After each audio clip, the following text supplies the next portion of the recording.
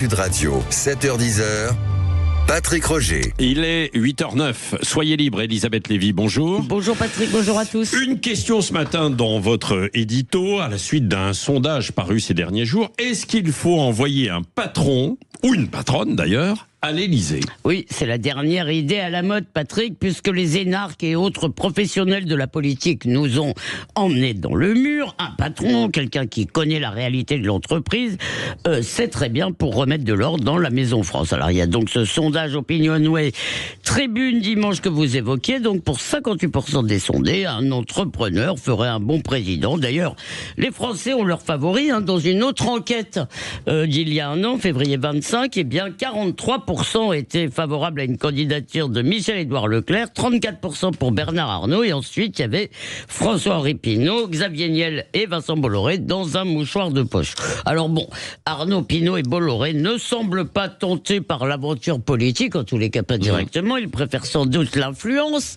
au pouvoir dans la lumière. D'autres en revanche sont prêts à faire don de leur personne à la France. Je suis disponible pour la nation, disait Michel-Édouard Leclerc l'an dernier.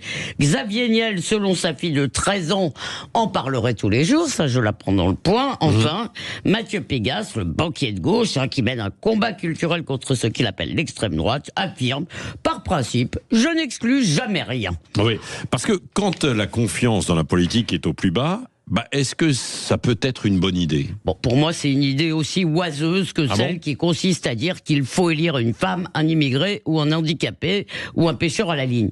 L'élection présidentielle, ça n'est pas un casting et ça n'est pas non plus un entretien de recrutement où on met des critères. C'est une rencontre, entre un homme et un peuple. Et la vie un homme ou une femme?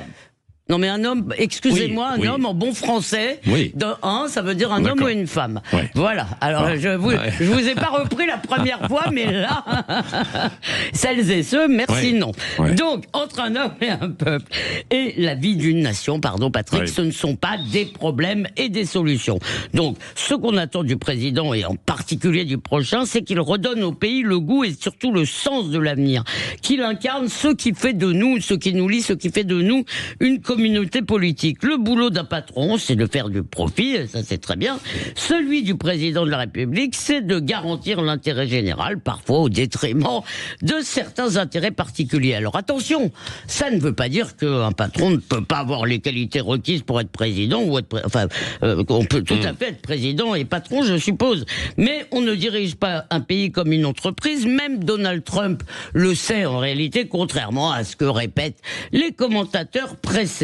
Évidemment, on a besoin d'un président, ça c'est sûr, qui comprenne les réalités économiques et financières. On n'a pas besoin d'être patron pour cela. Alors reste à savoir tout de même, cher Patrick, si les Français sont eux capables d'entendre ce que savent absolument tous les chefs d'entreprise, à savoir qu'on ne peut pas dépenser durablement beaucoup plus que ce qu'on gagne. Ah, du coup, peut-être qu'un patron là, cette fois. Il faudrait peut-être que les Français se mettent à connaître l'entreprise déjà.